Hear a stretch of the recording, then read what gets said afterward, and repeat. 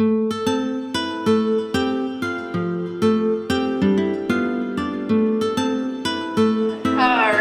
good evening everyone. My name is Alexa Sayas and I'm honored to welcome you to tonight's 2025 Chelsea Candidate Forum hosted by La Colaborativa. I want to start by saying thank you for showing up and for being a part of this important conversation about the future of our city. With me tonight is my co-moderator, Jenelise, who will be helping lead the discussion. Thank you, Alexa, so much. Hello, everybody. Welcome. I just want to start off by saying tonight's forum is really about you all. This is for the residents of Chelsea. It's about our family. It's about our community. It's about our neighbors. This is your chance to hear directly from candidates who want to represent you on the City Council. Before we begin, just a few quick reminders. The last day to register to vote is October 25th. And early voting starts October 24th. If you're unsure where to vote, please reach out to the Chelsea City Clerk's office, as well as you can look it up on the Where Do I Vote webpage. Yeah. Interpretation is available in Spanish, so if anyone needs a headset, please raise your hand. Milagros in the back is doing some interpretation for us, and Ale in the corner. Para todo aquel que necesite interpretación esta noche, tenemos a Alejandra y tenemos a Milagros, quienes estarán proporcionando ese servicio esta noche. Por favor, levanten la mano si necesitan interpretación.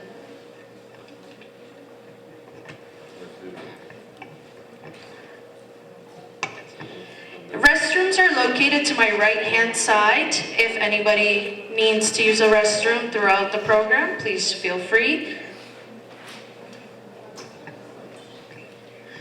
We're asking that everyone be respectful. So please, no interruptions and no applauses. Applauses will be left for the end. And then now, further ado, let's meet our candidates. Alrighty, every candidate will have 2 minutes to speak. We have a timekeeper right in front who will be letting them know when time is coming to an end, as well as when their time is up. And we will start with Leo Robinson for his introduction.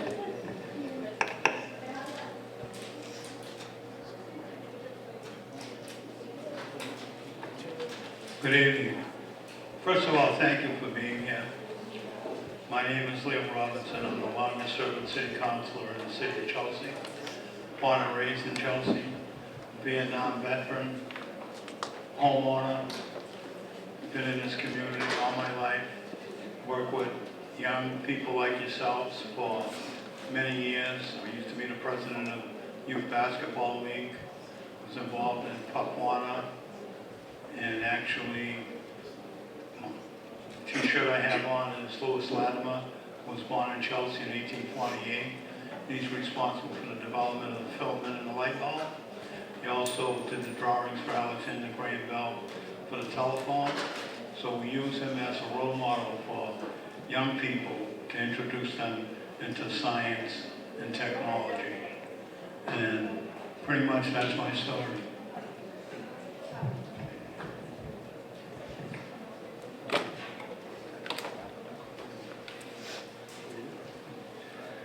Sigo aprendiendo y aunque mi pronunciación no sea perfecta, mi compromiso con Chelsea no necesita traducción. Mis queridos vecinos y vecinas de Chelsea, mi nombre es Nicholas Gregoretti. Y sí, Gregoretti rima con en spaghetti, es verdad. Y es honor ser candidato a concejal general de Chelsea. Chelsea merece un gobierno municipal que funcione con esa misma disciplina y cuidado. Mi campaña se basa en 3 compromisos fundamentales. Primero, la transparencia. Los residentes siempre deben saber cómo se toman las decisiones, quién las influye y cómo se gasta cada dólar. Segundo, vivienda y oportunidad. Necesitamos ampliar el acceso a viviendas de calidad. exigir responsabilidad a los administradores de propiedades y crear caminos para que las familias puedan sentar raíces y construir patrimonio aquí mismo en Chelsea, siendo dueños de sus propios hogares. Y tercero, la confianza en nuestro gobierno local. Debemos restaurar la confianza, asegurándonos de que nuestras juntas, comisiones y el Consejo Municipal operen de manera justa, abierta y con integridad. Esta campaña no se trata de mí, se trata de nosotros. Somos Chelsea. Juntos podemos hacer nuestra ciudad más fuerte, más transparente y más sostenible. Para adelante.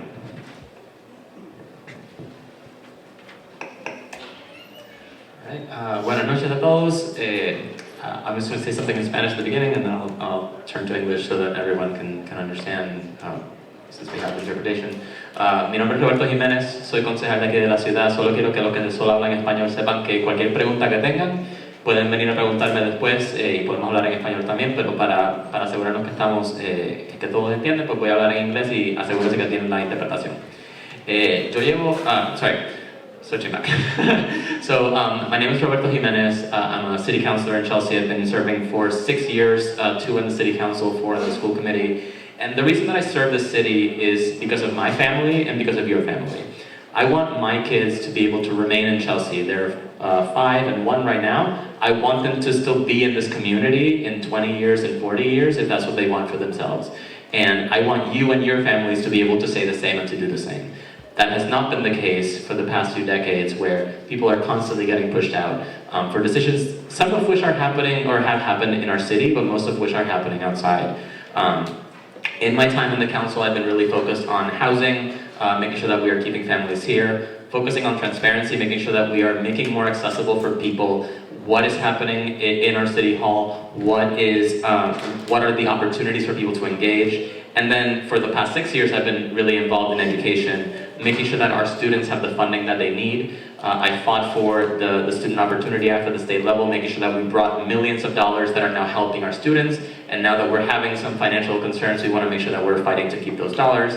And I would just want to make sure that we need to work. Democracy only works if we work on it. And so I want to make sure that if you can go vote, please. Tell everybody that you know to go vote. But at the same time, if you can't vote, if you don't have the right to vote, you can still work on this. Get out and tell your neighbors who can vote to go vote, knock doors, make sure that everybody in Chelsea knows that this election is coming up, so that then they will go. Regardless of whether you have a vote or not, you have a voice in the city. So make sure that you go out there and you get involved. Thank you.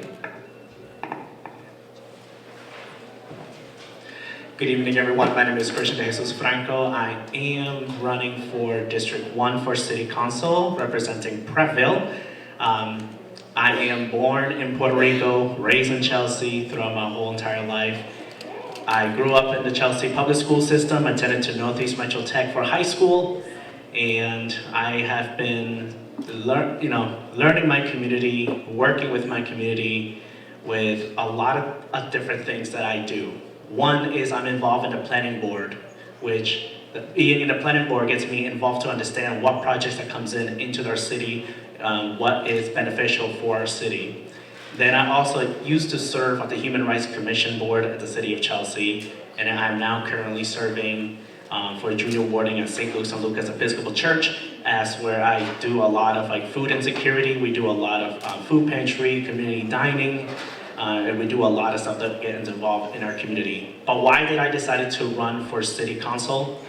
One reason, because I love my city.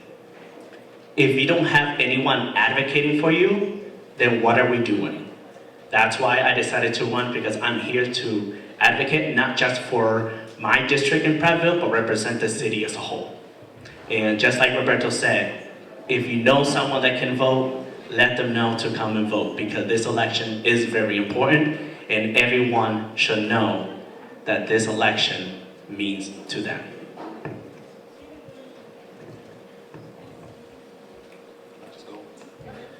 Hello, everybody. My name is Deron Hines. I'm a lifelong Chelsea resident.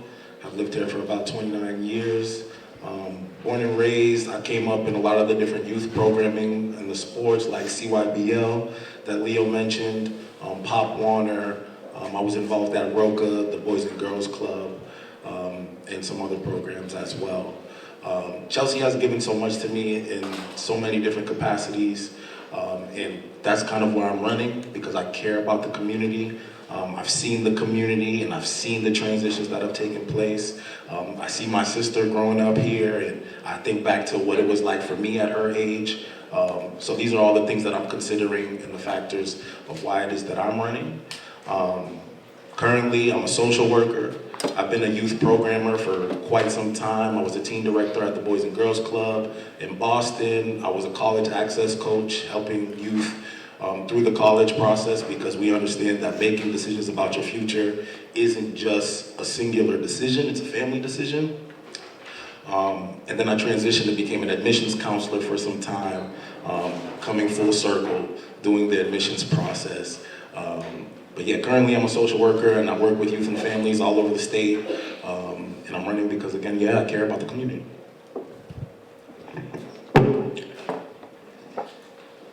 Good evening, everyone, and thank you for being here.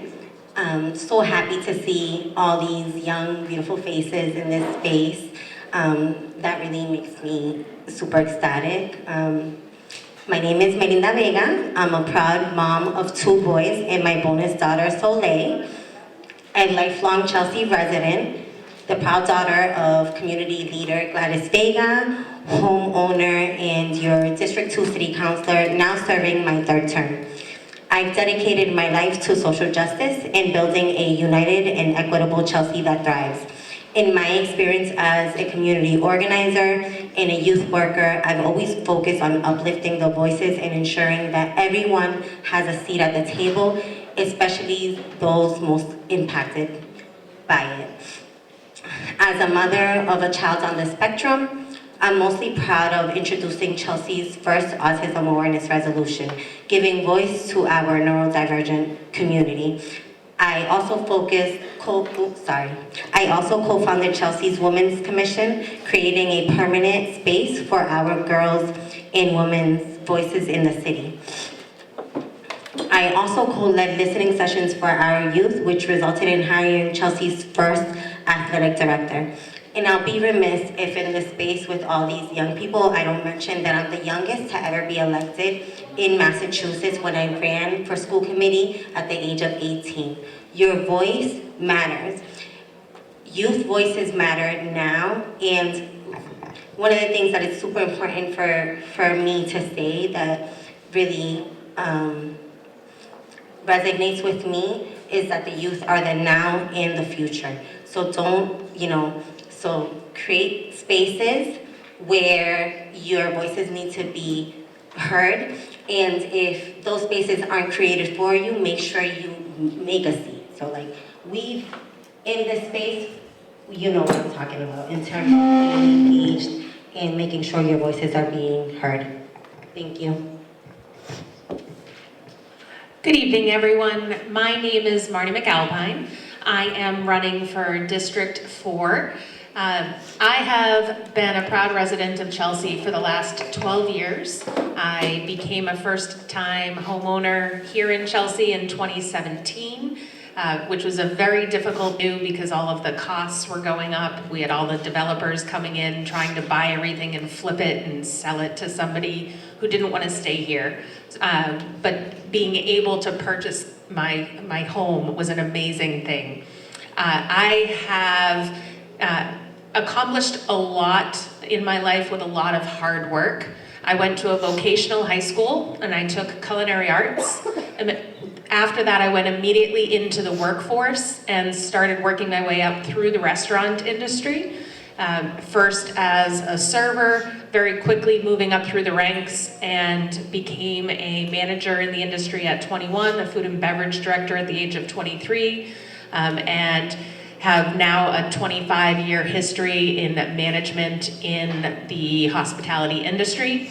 In hospitality, we believe in communication, we believe in follow-up, which is what I believe is an important thing in our community. I'm an independent voice with no ties to any political party or group in Chelsea. I think we have so many wonderful organizations here that do a lot of positive work, and it's our role to bring all of that together and have all of these organizations provide the most value to our community and figure out how we can best collaborate together and ensure that we are speaking for everyone in the community from every aspect, whether they are youth, adult, elders, business owners, renters, homeowners. It's our job to listen to you and to do what's best for all of us.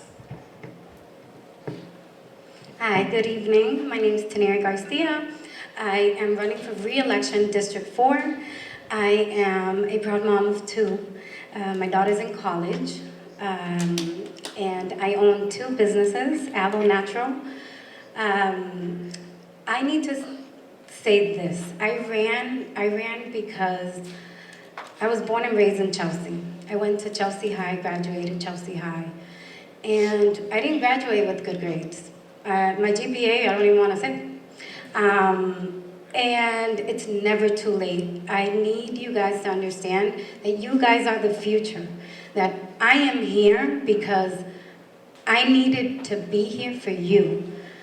I struggled when I was young. My parents struggled financially. We kept moving from place to place because the rent was too high and or the landlords didn't want a mom with a bunch of kids. We are I'm one of 5. So it was a struggle. So I understand the struggle that my city and my youth live day to day. I know that our families are struggling. I am here to make things better. As a city councilor, I helped secure $40 million for the city, helped with the ARPA funds, and with those funds, we are able to do so many things. Diversity in the schools, we helped with homeownership programs, and so much more. So I've been involved in the city since I was a kid because I struggled a lot. It's never too late. I own 2 businesses. I'm a city councilor. I'm a mom, a single mom. And I just need you guys to know that you guys are the future and there is hope. So, thank you. Hello everyone, I'm Lisa Santagate and I'm running for re-election for District 5. I was born and raised in Chelsea, and as luck would have it, the hospital where I was born and our family home are both in my district, which is a very special thing for me. My family came from Sicily, both sides of my family, at the turn of the 20th century. So Italian was our language and the language that was spoken here by many, many people in the early 1900s. And my family remained in Chelsea, was involved in politics. I had an upbringing that was full of civic engagement.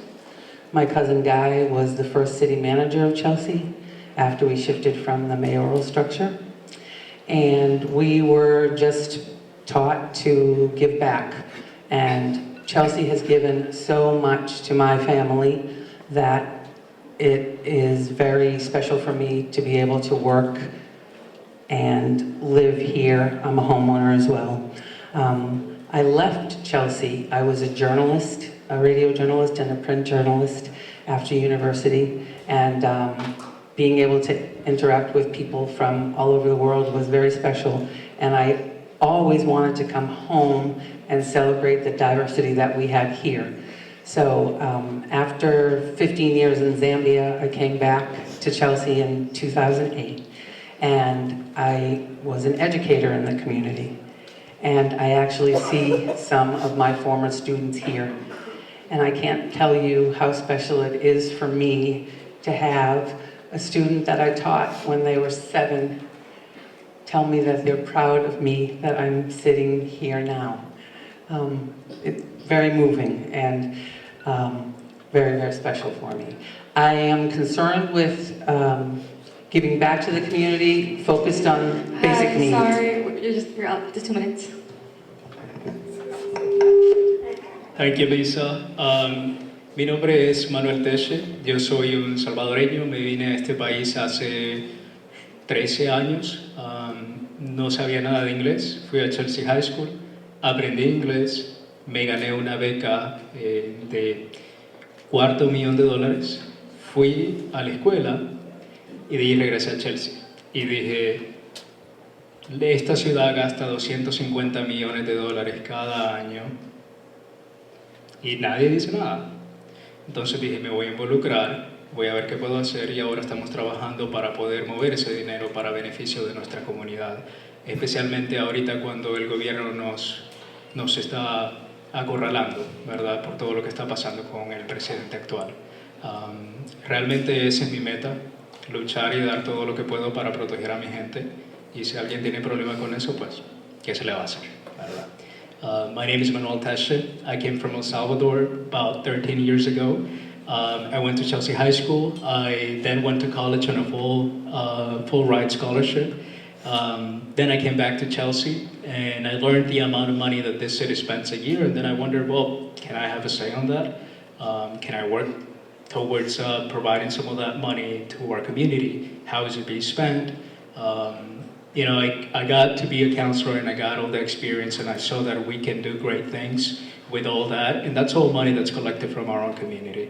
And so one of my big goals right now is to make sure we use that money to fund and help our own community, given that we are being attacked by everything that's going on with the country. Thank you. Hi, my name is Calvin T. Brown. I've been on the City Council for over 22 years. I served the City of Chelsea for 30 years. I started off as a single parent here in the City of Chelsea in 1988. Raised 2 kids, then met my wife. We've been together for 25 years. We've raised 3 children, and they've all went through Chelsea public school system, graduated, and are doing well. I started off, again, as a professional boxer. I wanted to be a professional boxer. I was a professional boxer. I broke my hand. Can't fight that well if you got a broken hand. So I pretty much came back to Chelsea and see how I can get actively involved in the city. I was elected the president of the PTO, which works with parents, teachers, and the organization to collaborate with schools. Since then, I've had a scholarship in Chelsea High for supported the scholarship for over 20 years.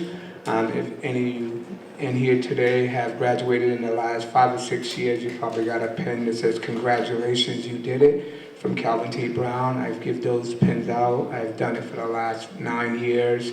I'm excited about working in Chelsea. An experienced counselor.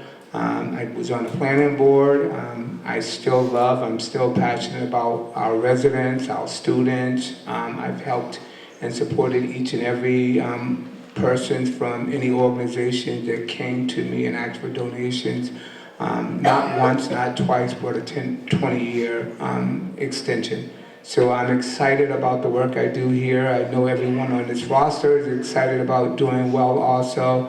But you have in me a really good counselor. First, I was a counselor at large for 8 years, and again, I split time with district council. So please consider me on November 4th. Thank you. Hi everyone.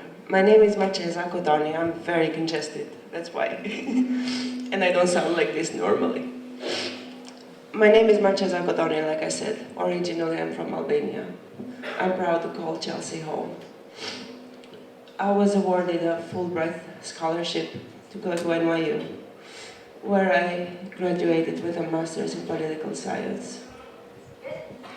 I do observe elections internationally, and I make sure that democratic standards of freedom and fairness and transparency are upheld.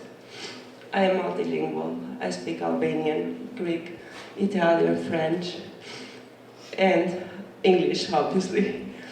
And I never miss a chance to practice my improving Spanish. So those standards of fairness and freedom and transparency, those are the values that drive my commitment to Chelsea and guide my vision for building a more inclusive, engaged, and collaborative city for District 8 and for all of Chelsea. Thank you. I just want to thank all our candidates. I really appreciate hearing all your stories. I think it's really important for us as a community to hear from you all and to learn what makes you you and why you want to represent us, so thank you. Now we're going to start with our community-based questions. These are questions we received from across the city. The goal of this is for all of us to know the priorities that we're hearing across the city. I have Princess in the back. Princess, please stand. Princess has this device, lovely bingo device. This is how we'll be selecting the questions. Alrighty, so thank you, Janelise. Thank you, Princess. So each candidate will answer 2 questions each. You will each have 2 minutes to answer. We have our wonderful timekeeper who is in charge of letting you guys know when time is running. So without further ado, we're gonna start with Leo Robinson. Alrighty, so we'll start with this question. As you know, trash and illegal dumping harm community pride and public health. Illegal dumping and litter affect community pride. What strategies would you use to improve cleanliness, education, fines, partnerships, or staffing? Well, I believe it starts at home. I think that we need to educate ourselves as to how we dispose of trash. And I think as residents, we need to pay attention to those people who come in our community and look to dump at sites that they shouldn't dump at. And we should be able to be responsible to pick up the phone and call the police and let them know so we don't get people like that want to come to our community and throw their trash away in our community like we're trash.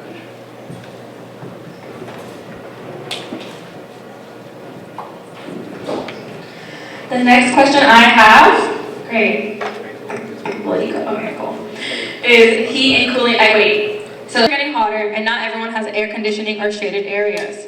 Extreme heat affects families without air conditioning. Would you support funding for cooling centers and shade structures or tree canopy expansions? And where would that funding come from? Is that to me? Yes. Actually, the city, we do give away air conditioners to residents, first on the lottery that people can apply for. And also the goal is we've been planting a lot of trees to help address some of the environment concerns that we have. And I think it's important for all of us to pay attention to where we live and how we can create shade in our own surroundings, in our own homes. Alrighty, thank you so much for those answers, Leo. We will now move on to Nicholas. Many residents feel city decisions happen without their input. Residents often feel decisions happen to them and not with them. How will you guarantee access to you as a counselor and include non-English speakers in decision making? I think rebuilding that trust really starts with transparency and consistent communication. Councilor Jimenez Rivera and I have actually already talked about how we're going to, we've already talked about supporting some initiatives on that with regard to notifying renters. We understand that a large part of Chelsea is renters. So him and I have already had conversations at length about how we would look to increase notifications to renters and overcome some of those challenges. The key to any communication strategy and building trust with a large group of people and also making people feel, and also being accessible, is really meeting people where they are. Something I've learned throughout my career is that no one approach will work for everyone. So I think we need to focus on a multi-channel approach to connect and engage with our community, expanding through things like using social media, including targeted advertising to get messages out, as well as looking at different ways to contact folks around barriers that might exist. Thank you so much. Nicholas, your next question is about traffic and pedestrian safety. Crossing the street shouldn't feel like a risk, especially near schools and bus stops. Which intersections or corridors should be a priority for safety redesign, and how would you push the city or state to act? I actually have two that I'd really like to focus on. So the first that I would prioritize is the Carter Street at the Route 1 exit towards Everett Avenue and Chelsea High School. So my top concern there is drivers often pass one another here. So there's typically a line as you're coming off of Route 1 of cars, and people try and pass each other on the left and come around those cars to make the right, heading towards Chelsea High School. And I think we need to put some additional infrastructure and barriers in place to prevent people from doing that, because that does actually create a bit of a blind spot, which I think could be a potential safety hazard. The other one would be Broadway and Face Square. So that's a bit of a choke point right now as you're coming by Chelsea City Hall on your left-hand side and you approach Face Square and you're trying to make the left to go around City Hall. There's a bit of like an island embankment there. I think we need to work on traffic flow through that pattern, because that's going to help us not only increase safety but also increase traffic flow all along Broadway, and it's going to help bring additional business to additional traffic through other businesses on Broadway. And thank you. In terms of how I do that, I work with MassDOT and the City Council to include these in Chelsea's capital plan and pursue state grants, as well as look at any and all other possible sources of funding for that. Alrighty, thank you for that. And just as a reminder to our community, please let's hold the applauses till the end. There's going to be plenty of time for that. We are moving on to Roberto. Your question is about street and traffic safety. Speeding, noise, and reckless driving are daily concerns. What specific intersections?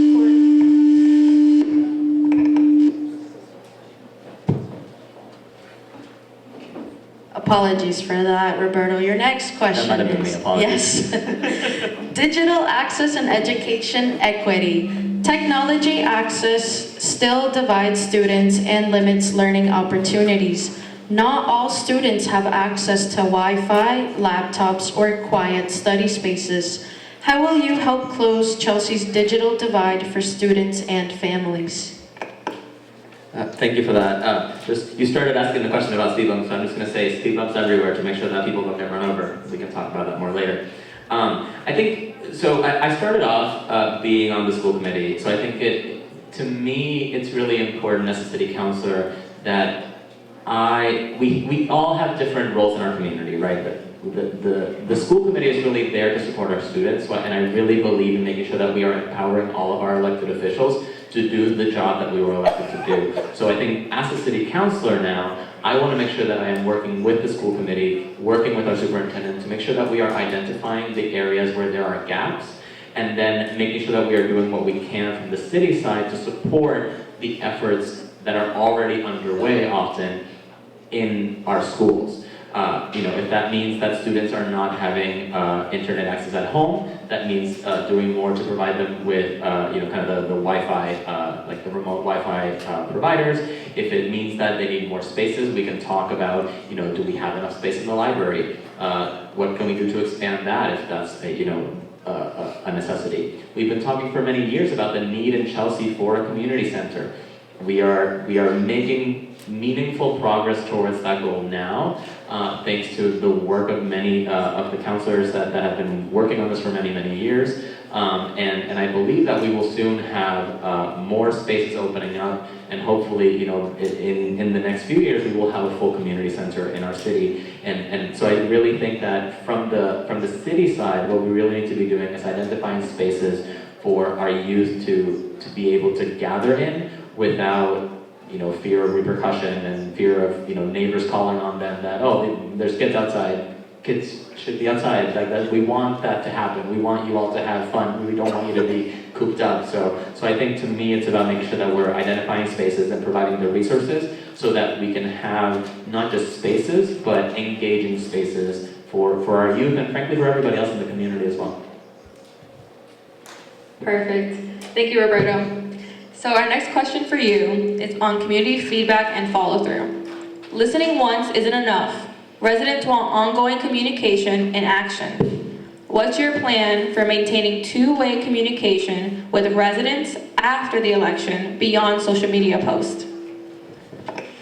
So Nick brought this up in his answer earlier. So one of the things that has been, in the conversations that we've been having about zoning and planning board recently is the fact that the state only requires the city to notify people who actually own property in Chelsea. Now, that works for almost every municipality in Massachusetts because a lot of people own their homes. But Chelsea is different, and most of the times, state law doesn't actually take Chelsea into account, so we need to make sure that we are doing everything we can to involve the community in ways that state law sets a low bar, and we need to find ways to go above it, which is why I'm trying to make sure that the city is also notifying renters, because at the end of the day, corporate landlords often don't even live in the city, and they're the ones being notified, and yet you, the people who are actually living in the apartments, don't get to know when meetings are happening about the things that are going to impact you and not your landlord. So I think to me, it's really important that we that we expand these processes to be inclusive of everybody in the city. And then, beyond that, I want to make sure that we are continuing to work with our community organizations to make sure that we are lifting up the work that is happening on the City Hall side, but also making sure that we are listening to people about the issues that, everybody here who's wearing an orange sweatshirt is organizing around. All the issues that, the people from Green Roots, the Chelsea Black community, TND, there are so many organizations here doing excellent work, and we need to make sure that we are also working in partnership with those organizations to make sure that we are supporting and working in collaboration instead of kind of each of us working in our own silos and not actually having a meaningful impact on anything. It is only when we come together and actually put all of our force, right, the government side, the community side, and everybody else and all of our partners outside of Chelsea, that's how we get actual meaningful change. We've seen it happen. We've won millions of dollars for our schools. We've won investments into housing. We have done all these things when we come together and we fight for it, and that's what I want to make sure that we're continuing to do. And more personally, I will be available for anybody to talk to me at any point. Sorry. Thank you, I appreciate that. Alrighty, Christian, your question is about transportation and economic mobility. Reliable transportation is a major barrier for many Chelsea residents trying to get to work or training programs outside the city. What steps will you take to improve mobility and transit access so that residents can reach better job opportunities across the region? I will have to say, Chelsea has the most public transportation compared to most of the city outside, but MBTA still needs a lot of improvement. Number one, delays with the Civil Line. Number two, delays with the Woodlawn, with the 111 to Haymarket, 116. I think as myself, if I was the city council, I will work with the MBTA to ensure that we can provide, number one, do they have enough staffing on the MBTA? But number two is, how can we ensure that they're being reliable to our community? Because most of the people that live in the city of Chelsea takes public transportation to get to school, to get to work in Boston. Not only in Boston, but go up to the North Shore, taking the commuter rail. I'm gonna say, I take the public transportation. I know how it is. It takes me an hour to 15 minutes just to get to Seaport. I'm like, it shouldn't take an hour. But I think it's like, for myself, we have to work with the MBTA so we can improve for better access for transportation, and especially to provide more programs for our residents, because the majority of our residents are renters, and it is costly to be paying a lot of money to take buses to get to work or even the train. We should provide an MBTA program better for our residents. Thank you so much. Our next question, accountability to constituents. Residents want leaders who listen, respond, and follow through promises. What system would you put in place to track promises made to the community and report back on progress regularly? So, this is what I learned myself as a leader who was also a manager at a corporate center, right? And it's number one is I listen to my employees. The same way what I do at my job, that I listen to my employees' feedback, is the same way that I'm gonna do the same thing with my residents. And the reason for that, because number one, the reason why our city is thriving is because of you. And number two, the reason why our economy is growing is because of you. And our future is with you. And I just think it's very important that through all my professional development that I have learned, comes with communicating with the residents. Regardless of what's gonna happen, regardless of my time and everything, my number one priority should be with my residents. And the only way I'm gonna communicate with them is to ensure I'm gonna say, hey, the city council is gonna have this very important meeting. I would love for all of you to come and give us your feedback, because we don't wanna be just the only one making decisions. You all should publicly speak out your own opinions too. Alrighty, thank you so much, Christian. We're moving on to Daron.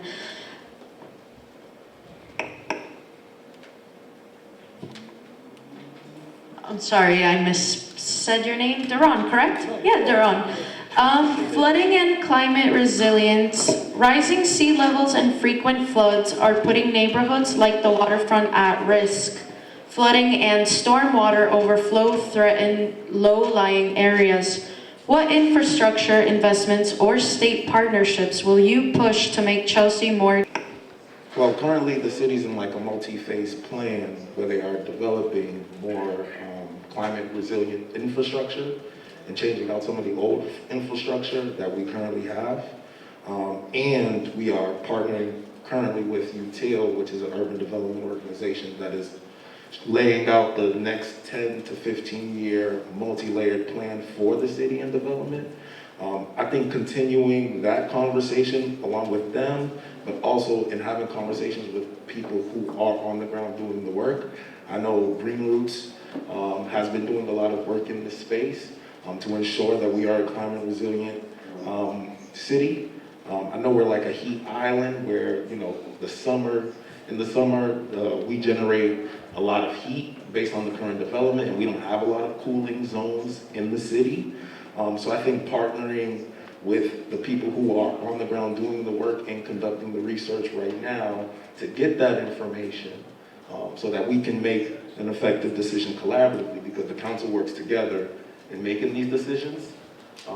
It's not just a singular person that can actually enact some of the stuff that we want to see put through or the change. So definitely working with those organizations to get that information. Thank you so much.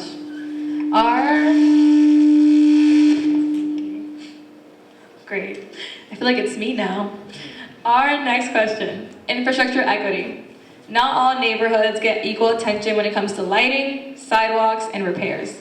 Sidewalk repairs and lighting upgrades aren't equal across neighborhoods. How will you make sure infrastructure investments reach those most in need? Yeah, so again, to the multi-phase plan, the city is currently doing a lot of work on Broadway, as you are all aware, and just finished the lower part of Broadway not too long ago. On the council, where these plans kind of take place, we are part of the approving process of what kind of gets developed and what gets approved. And I think we need to pay attention to all the communities that are in the city and have conversations with our neighbors about the different developments that they want to see in their neighborhood. I'm getting, conversations about desires for these streets to be one ways, or we need more sidewalk space, or there should be a bike lane here. And I think those are the conversations that need to be ongoing, so we can have conversations back at the council to ultimately make those decisions and decide what improvements need to be put in place, and looking at the city as a whole rather than prioritizing the place that just gets the most traffic, like downtown Chelsea.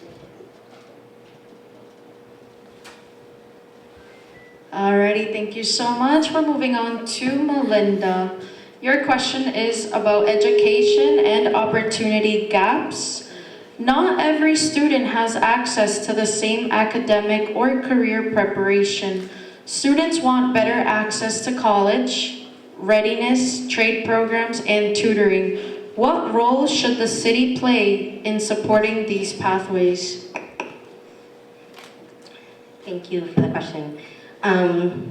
I believe every young person deserves a real pathway to success, whether that's college, a trade, entrepreneurship, or public service. The city should partner with schools, unions, employers to expand college and career readiness, including FAFSA and SAT support, dual enrollment, apprenticeship programs, and paid internships.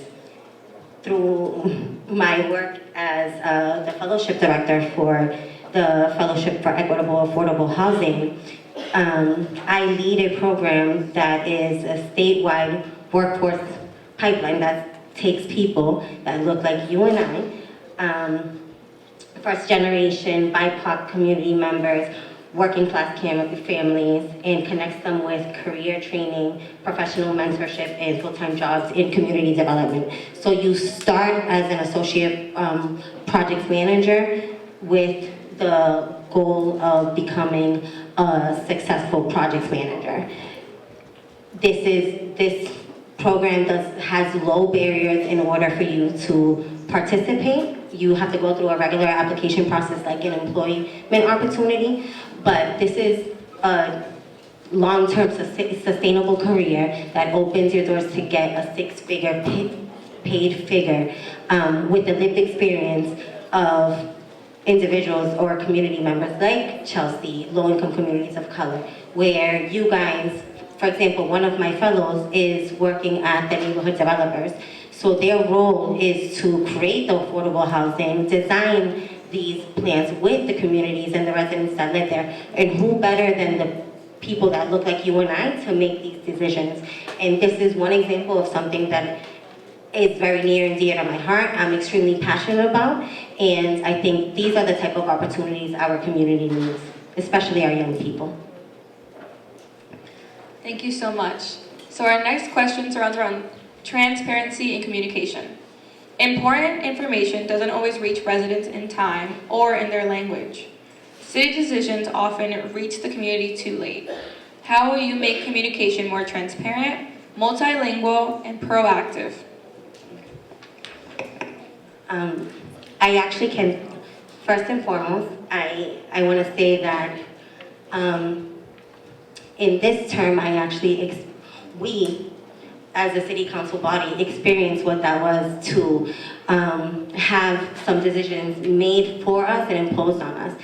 For when the governor decided to have the shelter in place at our soldiers' home, that was literally 24 hours of us being informed as the city council municipal government, saying that the governor was gonna make a press release and make an announcement to the city.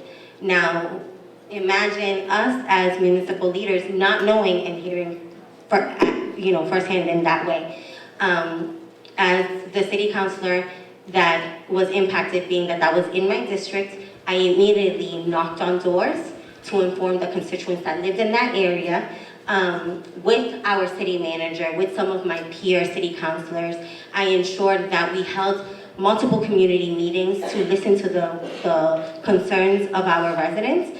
I think that having community conversations and transparency is key to building trust and strong relationships within the community. And I think that was a great example of how we worked as a united front to do so.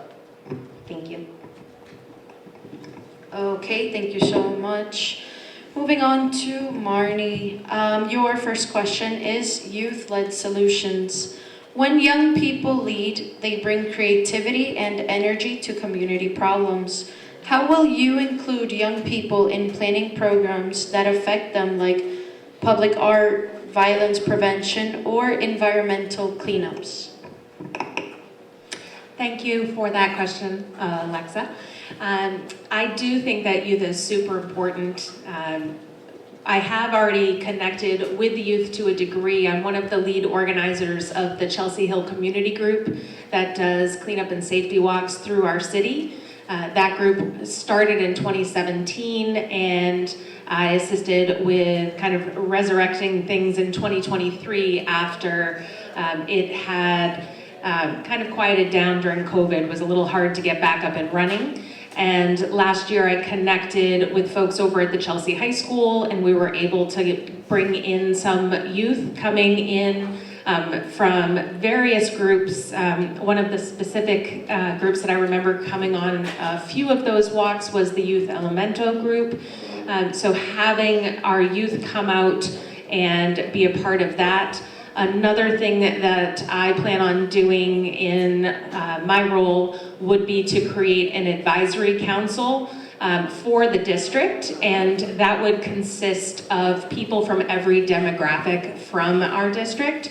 So I would be looking to have 2 youth representatives, 2 elder representatives, 2 business owners, 2 renters, and 2 homeowners that I would be communicating with regularly with all conversations taking place in the city, and that way they can then communicate that out to their group as well as another source of information. And I would be able to get their feedback prior to any votes that were taking place on the council. Thank you so much. Your next question is surrounding long-term vision. Every candidate has promises, but residents want to know your measurable goals. What does a safer, fairer, more vibrant Chelsea look like by the end of your first term? And what measurable goals will get us there? So I disagree with part of that statement, and that is I'm not coming into this making any promises other than the fact that I will show up and I will listen and I will constantly follow up and communicate. I never thought I'd get into politics. I don't really care for it. However, I know that I can do the job, and I feel that to sit here and make promises when it is, as was stated, I believe, by Duran, this is a collaborative effort as the council. No single councillor can ensure that something takes place. We work together as a group, and my goal is to work with my fellow councillors as well as the various other groups in the community to ensure better communication. I already work very closely with the Chelsea Police Department as I am the chair of our licensing commission. So I have worked closely for 4 years with the police department, the inspectional services department, as well as our licensing department. So I know areas that we need to improve the flow in City Hall, because I've been experiencing it firsthand on that council, to get that information out where it needs to be. So that would really be one of the biggest things that I would be trying to do, would be to improve the communication and effectiveness, so that way our residents and our business owners are getting the response that they need in a timely manner. And from there, really just that follow through, that communication. I think everybody wants an answer. Whether or not we can give you the answer that you want, you deserve to know what is going on, and I can promise that as a counselor, I will ensure that communication is there. Perfect, thank you for that. Moving on to Tanairi. Your question is about family support and child care.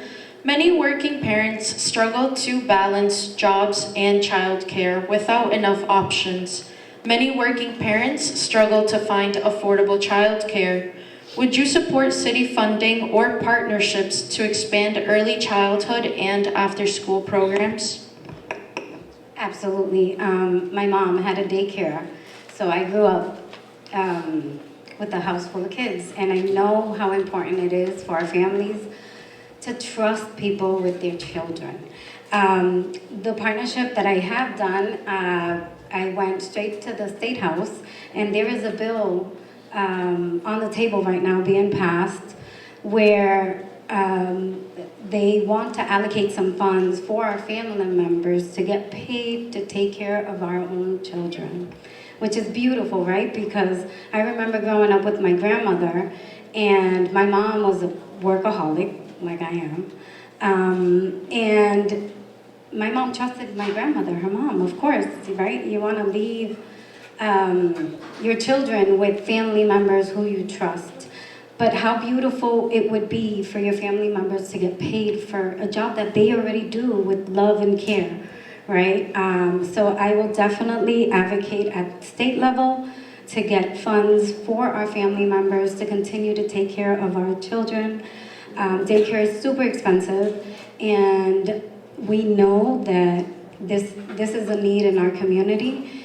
Also, I would partner up with different organizations that are working to help individuals get licenses for daycares and all the permits for daycares, because it is a tough,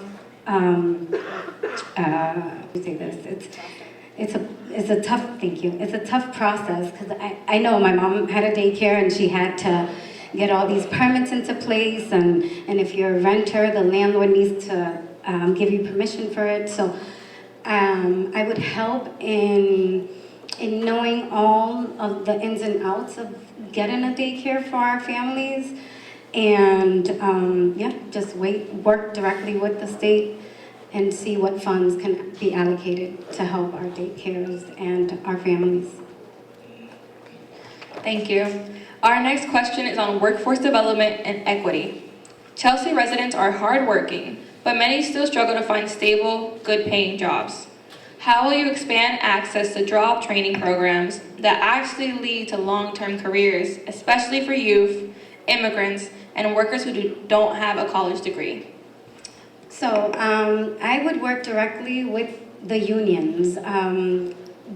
Quick story, during the pandemic, we worked alongside with unions, painters union, carpenters union, and they are hands-on, and they will teach you how to make things, how to fix things without needing to go to college, but getting paid great money for it. So I will definitely partner up with organizations that are leading these types of programs where our students can learn new things, plumbing, electricity. So during the pandemic, I worked alongside a volunteer. She worked part-time at Dunkin' Donuts, and we were talking, and she's like, I just want a better paying job. She came across a painters union that was working and volunteering at the food pantry, and she got a job in the painters union. Months later, someone beeps the horn at me, and it's her in a brand new car. To see her go from working a part-time job at Dunkin' Donuts and driving a brand new car, that growth, that financial growth, that professional growth, for just a conversation that we had, and giving her those tools to apply for an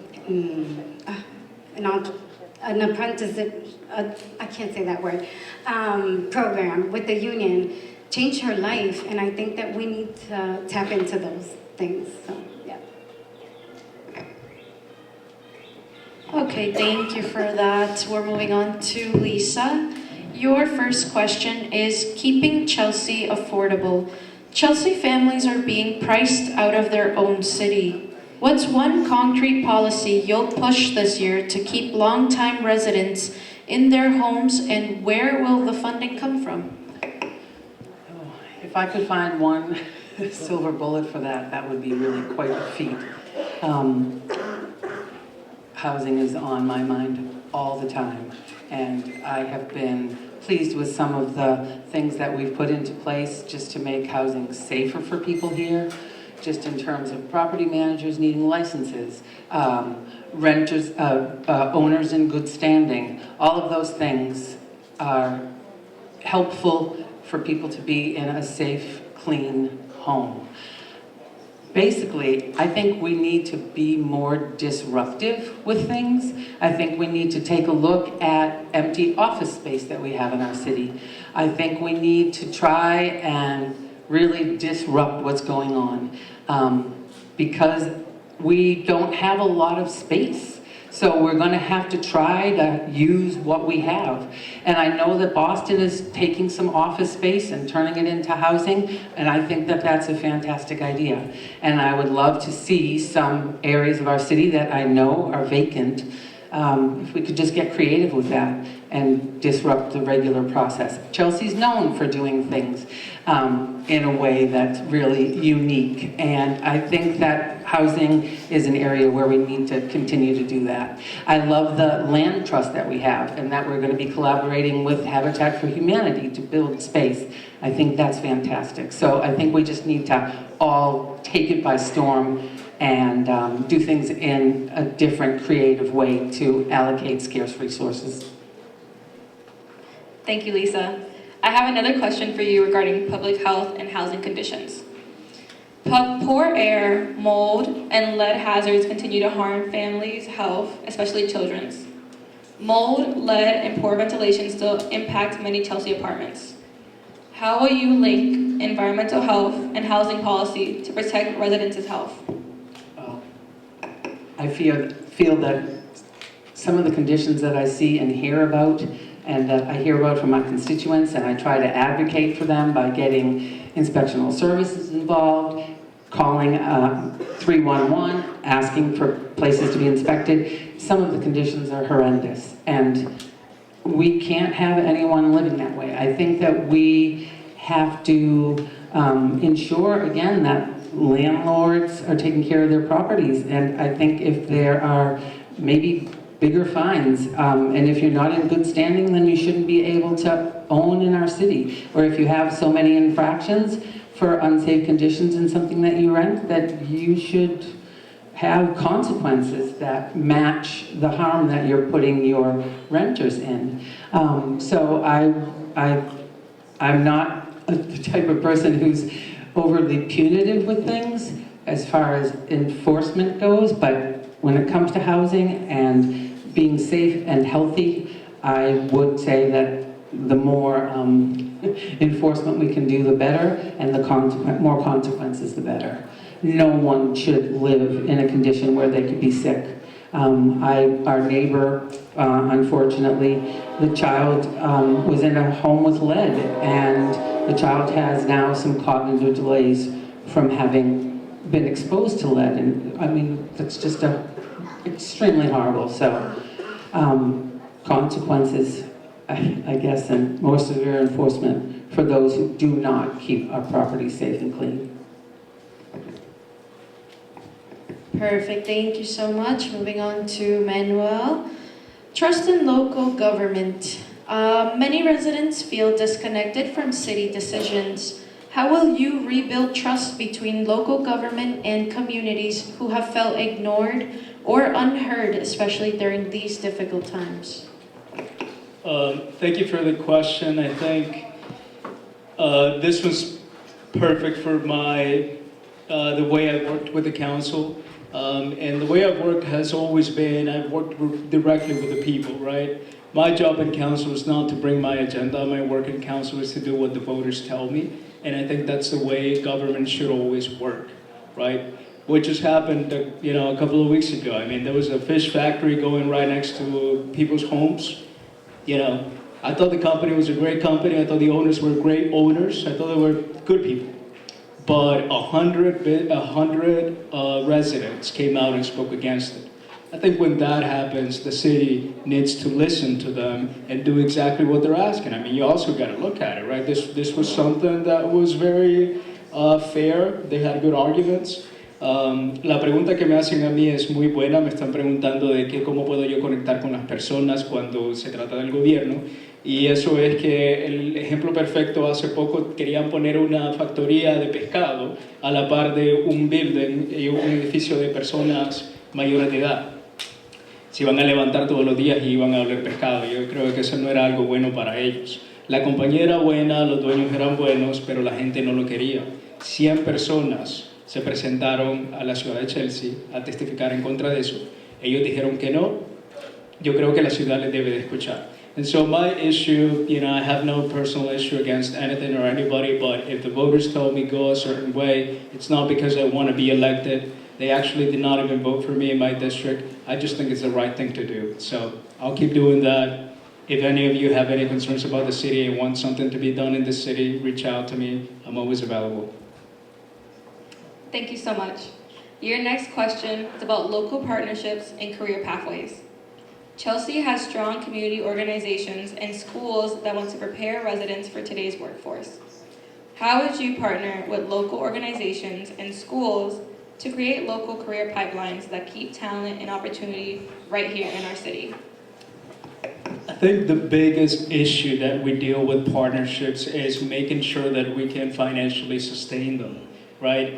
One of the things that I've been fighting for is making sure that we can continue having and expanding youth jobs in the city. I think we got to make sure that we provide the funding that's needed to make sure that all the young people have paying jobs in the summer. I mean, when we look at the crime rate, we want to make sure we protect the youth by making sure they have something else to do than be in the streets. Una de las cosas que yo pienso que es necesario en cuanto a fortalecer las relaciones entre las organizaciones que ayudan a los jóvenes es dándoles el apoyo financiero necesario para que ellos puedan operar. Y una de las cosas que yo he estado luchando es consiguiendo la expansión de los fondos para poder proveer trabajos a los jóvenes durante el verano, porque al final todo se trata de eso, es poder tener el músculo necesario para dar los trabajos a todos nuestros jóvenes. Okay, muchas gracias. Thank you very much. Going to Calvin. Your first question is affordable development and inclusionary zoning. New developments are popping up, but most residents can't afford to live in them. Developers continue to build market rate units that many residents can't afford. Would you support increasing Chelsea's inclusionary zoning percentage or expanding affordability requirements? Thank you. First, I would definitely work to increase it. Obviously, when we talk to developers, first thing we want to know how many departments or how many of these units are you going to prioritize for Chelsea residents? How many of them are going to be affordable for Chelsea residents?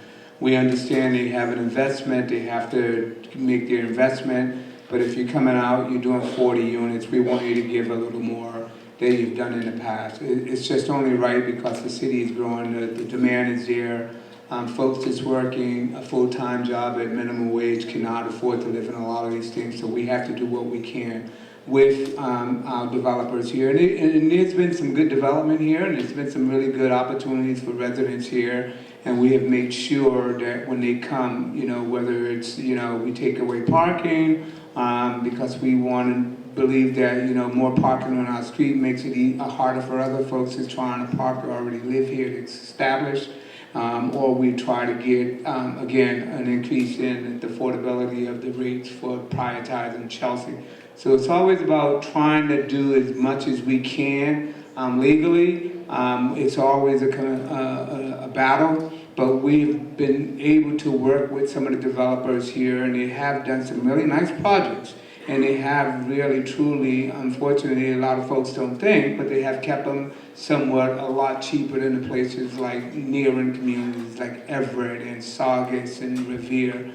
Chelsea is just a place that people want to live because of what we have here, the transportation, where you can get back and forth, whether you're going to Cambridge or Seaport area. I work in downtown Boston. I've been taking the MBTA and the commuter rail here in Chelsea for 37 years. So we are a desired place to be.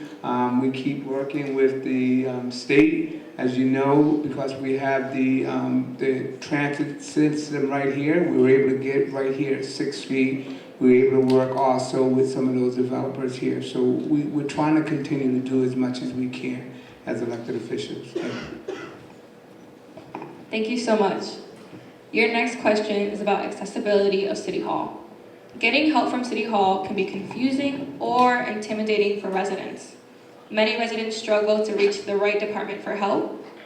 What will you do to make city services more user-friendly and accessible to everyone? Thank you. I think the City Council has done some over the last few years. Obviously, we have a lot of folks now that when you come in City Hall, we have greeters. We have greeters when you go in. You can, if you're unsure where you're going, whether it's the City Clerk's office, City Council office, planning meeting or something, we have folks there to speak multi-languages, is able to help you out and assist you in getting you to your directions. If you go to different departments, I've been involved in the city for, again, over 20 years. I remember when we used to go there and it was like, maybe, 12 maximum, Latino speakers or Hispanic speakers. And now every division, every department in our city hall has the capability of speaking in not only Hispanic, but also in English and other languages and stuff. So we're making stride. We're still doing what we need to do. We have a leader and our city manager who really takes pride in making sure that when folks come to City Hall, that not only do they can get what they came to get done, but also they can have a sense of pride to be able to know that someone's there to greet them and someone's there to speak their language also. Perfect, thank you so much for that. Marchesa, your first question is about youth inclusion and equal access to programs. Many Chelsea youth attend schools outside the city limits, yet they remain an essential part of our community. As a city councilor, how would you ensure that all Chelsea youth, regardless of where they attend school, have equal access to city-funded programs such as sports, after-school activities, and mentorship opportunities, so that every young person is supported and guided away from negative influences? Thank you for the question. I want to reiterate and emphasize Marnie's, right, your name, sentence before. She said no city councilor can do something on their own. We all have to work together as a city council and work together. So it doesn't matter what one particular city councilor wants to push ahead. Without the collaboration of all of us, it won't go anywhere.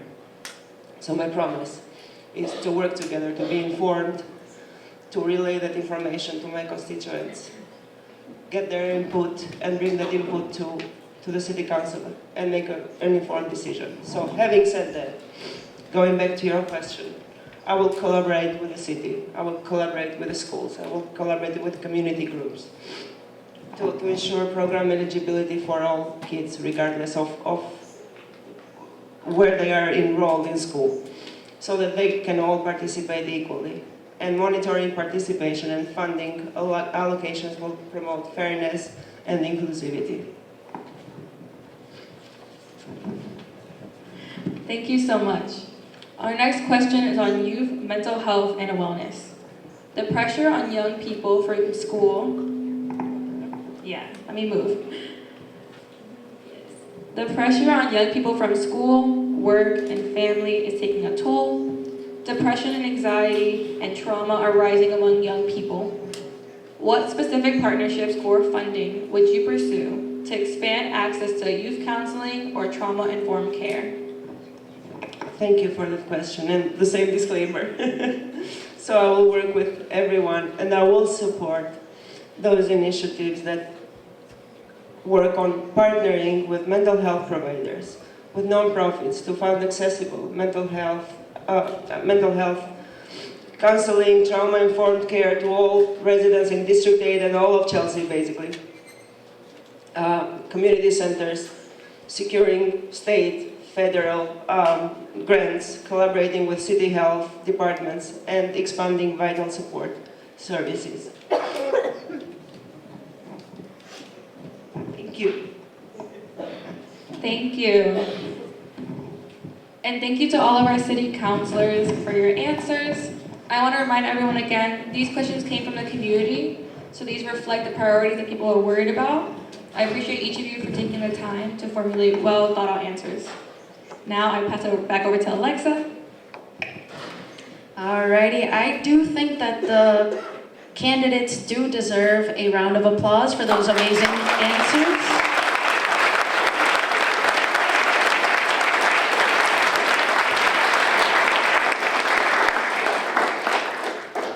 Alrighty, so now we're going to be opening this up to the community for some questions. Keep in mind that we are staying respectful. We are not here to attack anybody, so let's please just as a reminder to keep these questions very respectful.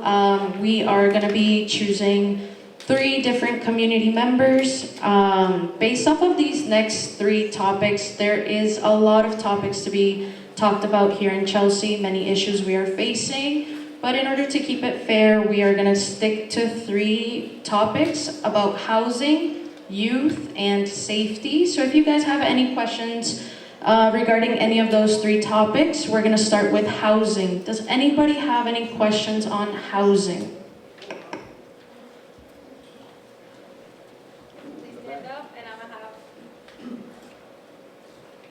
We'll have William be one of our mic holders.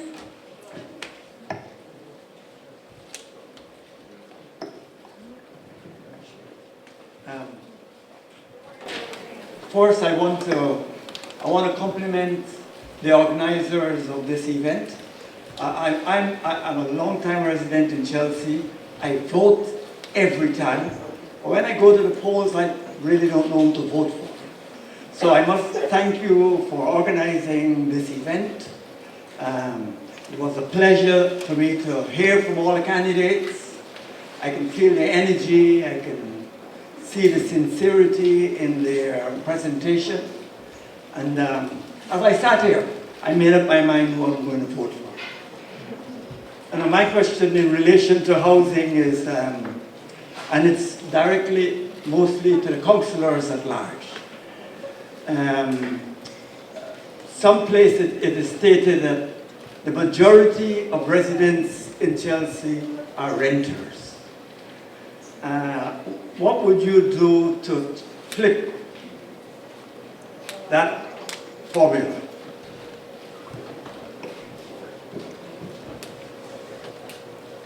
I guess I'll take that.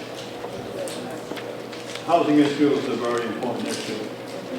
When developers were coming to Chelsea and our residents were not being able to afford those units, I sat down and wrote an ordinance called inclusionary zoning. And what that included, the developer came in and was going to build so many units. 15% of those units had to be affordable, starting at 30%, 50%, 60%. So depending on the number of units, it would always revert back to 30, 50, and 60. And that's been able to maintain local Chelsea residents. We do have a $155 million project that was done in a partnership with the Chelsea Housing Authority, the city, and Joe Cochran Group, which provided 96 housing authority units paying the same rent that they would pay if they were in the housing authority on Central Avenue. And there were 40 workforce development units for anybody who's working and can afford to pay that. And the rest of the units are market rate units. And for every housing authority unit, you need 2 market rate units to be able to carry that unit. And each unit also has a washer and dryer in the unit. And the next project that the Housing Authority of the city and Joe Cochran Group is looking at is the development up in Prattville, which could possibly be 800 to 1,000 units. So there are some hope. And without economic development, we're not going to be able to do anything. So it's important that we bring in businesses and develop businesses, create jobs that people will be able to work and afford these units. So thank you. Perfect. Thank you so much for responding to that, Leo. Our next topic would be youth. Does anybody have a question that they would like to ask the candidates based on youth? Do we get to, is it just one person answering the question that was asked? It was just, he directed it to the council, so it was just one of you to respond. At large. At large. Right, I'm at large as well, and we have a couple of candidates who are at large as well, so I'd love to answer that if I can. Sure, you can answer those. We'll give you each a minute to answer. I'll be quick. Okay, thank you. You go ahead.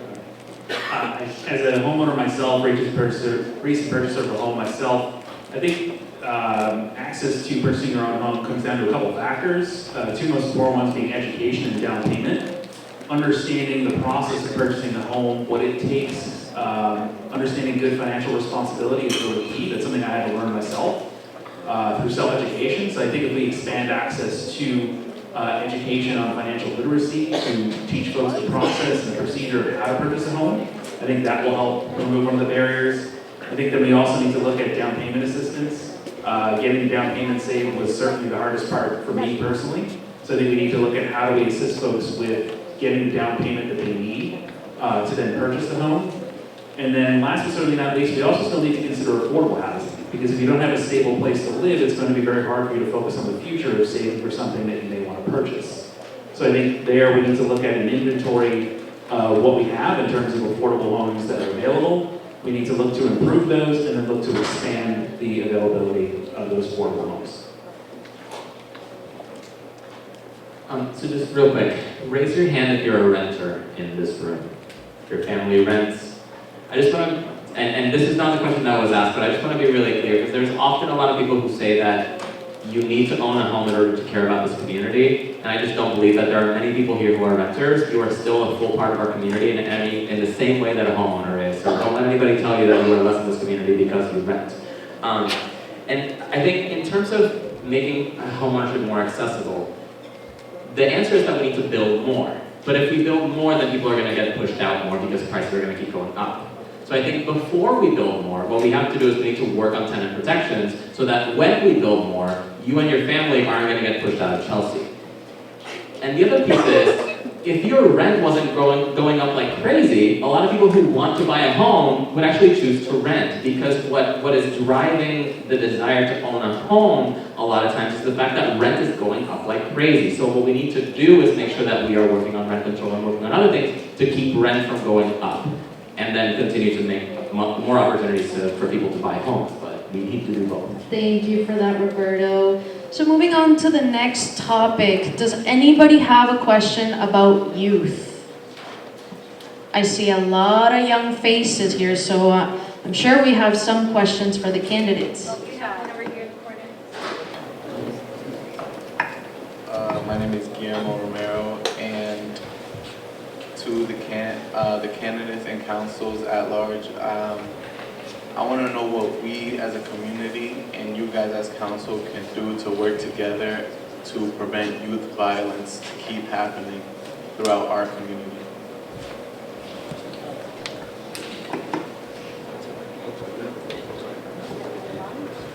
Thank you. Thank you, my guy, for your question. In the effort for the prevention of youth violence, I think, in partnering with a lot of the organizations right now that have youth opportunities and do the workforce development, I think there needs an expansion of programs in that realm. And part of what Roberto mentioned earlier, in partnering or working closer with school committees to ensure that there are after-school opportunities that exist, so that at the end of the day, you guys don't have to just leave the building, and to ensure that there's programming for you guys to be a part of. There's like a gap that exists here in like youth, in like my experience growing up between the ages of like 12 and 18, where like if you're not playing a sport or if you're not at the Boys and Girls Club, then what do you really have? You know what I'm saying? And I think we as counselors or candidates, as myself and the school committee, need to get a little creative in the different types of programming, and maybe leaning on people like the youth commission that I mentioned to you earlier, to pull you guys in to have conversations on what it is that you're looking for. Perfect, thank you so much for that, Duran. We're gonna have one person from the city council at large answer that, since he directed it to one of the candidates for the districts and also for one at large. Can you repeat the question, please? In the efforts of the youth, the prevention of youth violence. Prevention is a lot of different things. And I think, well, first of all, we need to be expanding programs so kids have access to programs. I've been involved with youth for many years in this community, and one of my goals was to make sure that we took young people out of Chelsea, brought them over to college campuses, brought them to basketball games or football games, to show them that there are other things happening, that they're entitled to be able to go and see. But you, as young people, need to make an effort to want to do those type of activities. I go to football games on Friday night. I don't see a lot of this young group at a football game. So we're not even supporting. Thank you so much for answering that. We're going to give an opportunity to Calvin to answer that, and then we're moving on to the next topic, which is safety. So I just want to state. So I just want to state when I was growing up in high school, I got kicked out of high school. I dropped out of high school. I was a gang leader. I was involved in youth violence. Unfortunately, I ended up getting shot. And what got me through all that was when I decided to pick up sports. I mean, sports give you an outlet for competing for yourself, finding yourself, guiding yourself, disciplining yourself, to say no to the opportunity that you run across in the street. I had some really bad friends, but they were good friends, but the connection was just bad. But in the sports world, whether it's boxing, which I decided to go into, I did very well. I won a few Golden Gloves. I went to the Olympics tryouts. I was professional, but I almost did really well until I broke my hand. But I would say it gave me a challenge. It also gave me an opportunity, and that's what you need. You need an opportunity. Once you feel you have an opportunity, you can find success, you can find a desire and a passion, and you'll realize how great of a person you are. Thank you. alrighty, thank you so much for answering that. We're moving on to our last topic of safety. Anybody have a question on safety? Yeah?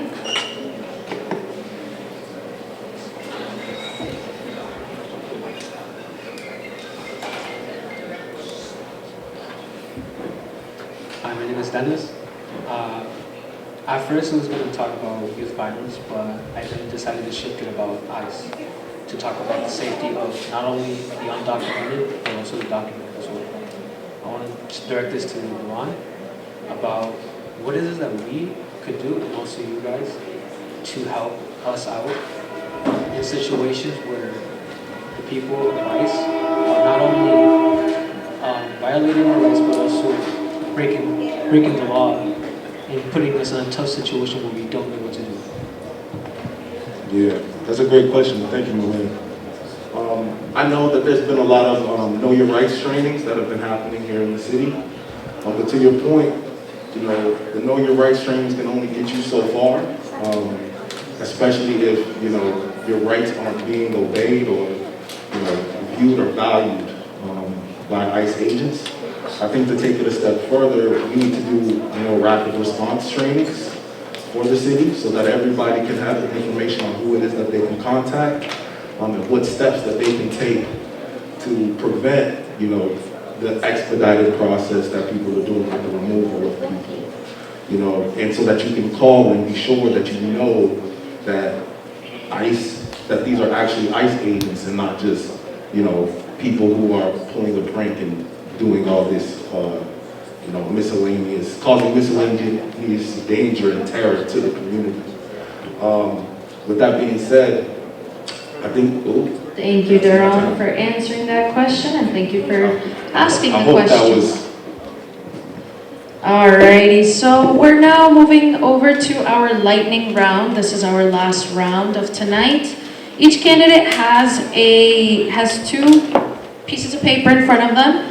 This one is no, they don't support, no. And the other one is yes, they do support. So we're going to be asking about 7 questions, and they're just yes or no. They don't require an answer.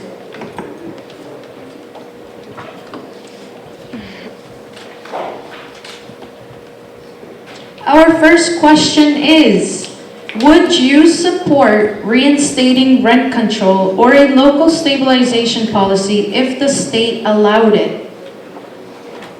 Let's lift those up really high so everybody in the back can see. Alrighty, thank you. Our next question is, do you support home ownership for low-income families?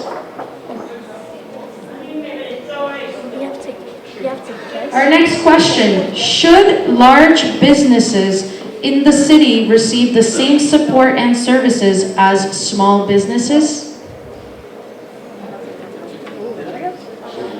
Should large businesses in the city receive the same support and services as small businesses? Let's lift one of those cards up in the air so that everybody can see. Just choose one, please. All right, our next question. Would you still defend Chelsea's undocumented families even if it cost you political support?